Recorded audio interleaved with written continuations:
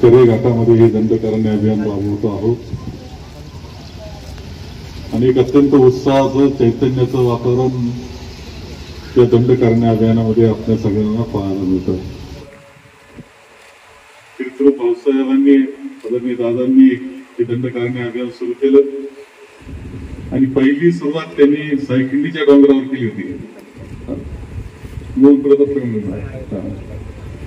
पहिली आणि मिरवणूक काढून वाजत गाजत आणि सगळ्यांनी भाकरी बरोबर आणलं होतं. त्यावेळेस भेटलेलं ते दुर्गाताईने एक पुस्तक त्यांना दिलं होतं, फ्रान्स मधलं झाडं लावणारा माणूस, त्याने आयुष्यामध्ये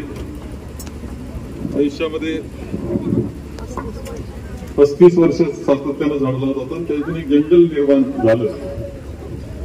दादांनी त्यापासून प्रेरणा घेऊन सुरुवात केली आणि आज 21वे वर्ष आहे की आपण अत्यंत सातत्यानं हे काम करतो आहोत.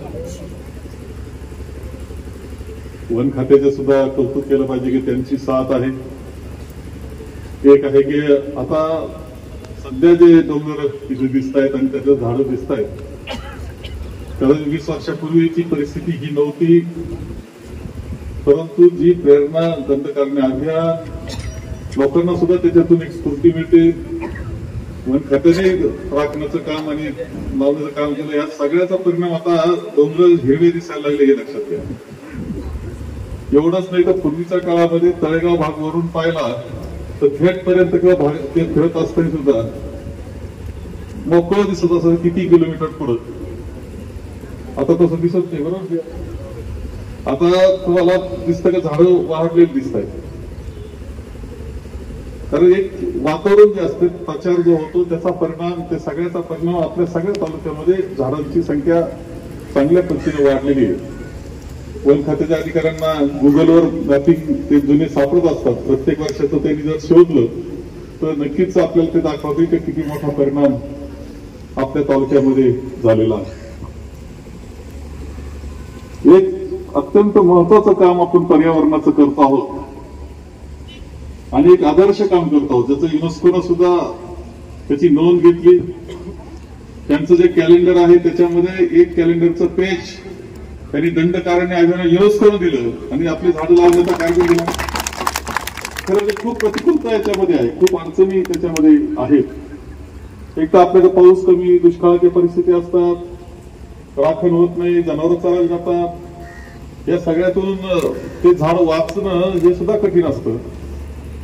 परंतु आता जो बदल होत चालला त्यामध्ये काही ठिकाणं आपल्या असे झाले, काही डोंगर, खानगावचं कपालेश्वर तो जर डोंगर पाहिला तरी तुम्हाला लक्षात येईल किती बदल झाला. आपण जर पिंपळा कुंजिरा वाडगाव लंगेचं तिथं तर मुद्दाम जाऊन पाहा, सहल करावं, इतकं सुंदर झालंय.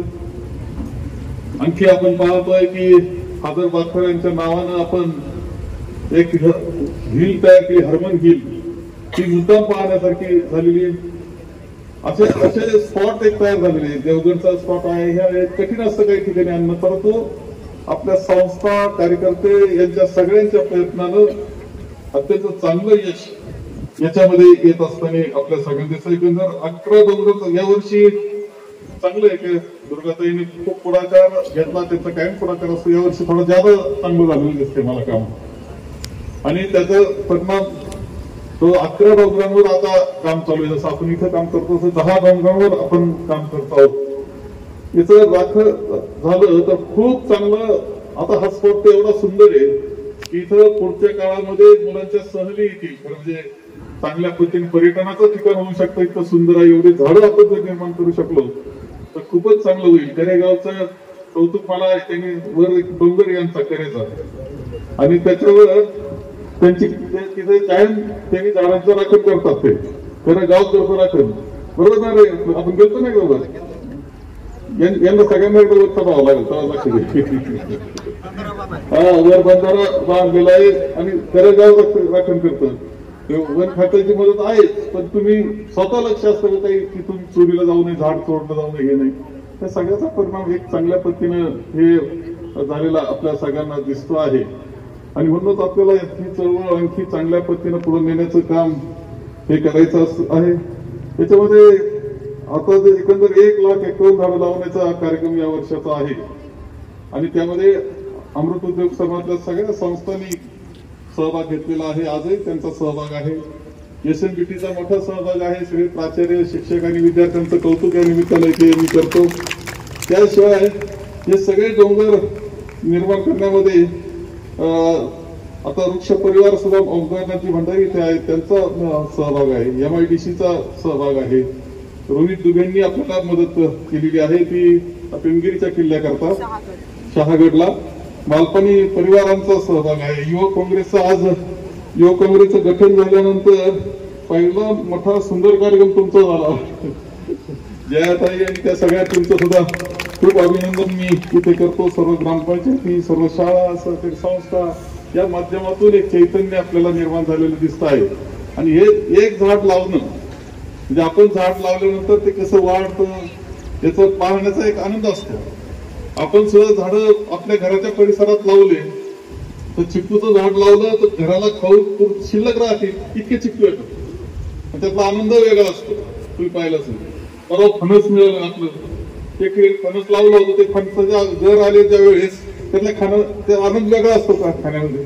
हा आनंद घेण्याचा भाग असतो. निसर्गाला खूप आपल्याला दिलंय पण आपल्याला घेता येईना अशी अवस्था आपल्या सगळ्यांना दिसते आहे. आणि म्हणून या सगळ्याच पुढच्या कालखंडामध्ये एक आदर्श काम आपल्या सगळ्यांना उभं करायचंय. त्यामध्ये सगळ्यांचा सहभाग असावा. तुम्ही ते झाडं लावून जाणार मधून येऊन पाहून जा बरोबर चाललंय का नाही, म्हणजे वाढतंय का नाही, आणि म्हणायचं हे झाड माझं आहे असं म्हणतो.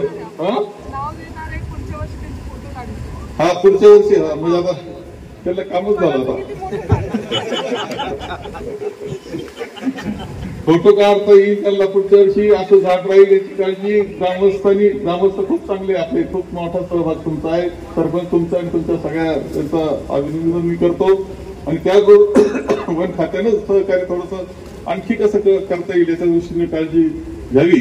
आपल्याला ही दंड करणे अभियान यशस्वी रीतीनं आपलं 19 वर्ष होत आहे याचा आनंद आपल्या सगळ्यांना खूप उत्साह आहे. त्यामुळे तुमच्या सगळ्यांना शुभेच्छा देतो. माझे 2